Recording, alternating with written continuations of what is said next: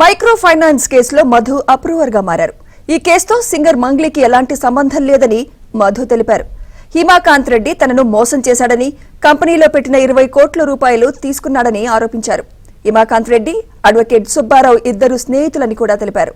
హిమాకాంత్ రెడ్డి దగ్గర నుంచి తన డబ్బులు ఇప్పిస్తానని సుబ్బారావు హామీ ఇచ్చినట్టు మధు తెలిపారు. సినీ సెలబ్రిటీల ఫోన్ నంబర్లు కావాలని సుబ్బారావు అడిగారని, బిగ్ బాస్ లోకి వెళ్లాలని ప్రయత్నిస్తున్నారని మధు తెలిపారు.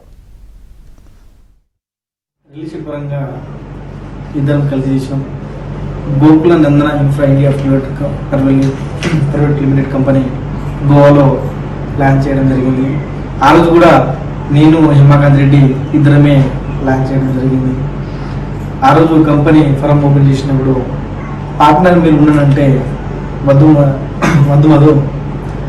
మీరు దగ్గర ఉన్న ఎవరైతే దగ్గర ఉన్నారో వాళ్ళకు పార్ట్నర్షిప్ తీసుకో, నేను బ్యాక్గ్రౌండ్ ఉండి సపోర్ట్ చేస్తా, బ్యాక్గ్రౌండ్ ఉండి వర్క్ చేస్తా అని చెప్పడం జరిగింది. గురుగారి గౌడిగా ఆయన చెప్పినట్టు నేను వినుకుంటూ రావడం జరిగింది. ఆ రోజు బయట వాళ్ళకు మా ఇంట్లో నుంచి మా సిస్టర్కి నేను మా చెల్లెళ్ళకు దీంట్లో డైరెక్టర్గా పెట్టుకోవడం జరిగింది.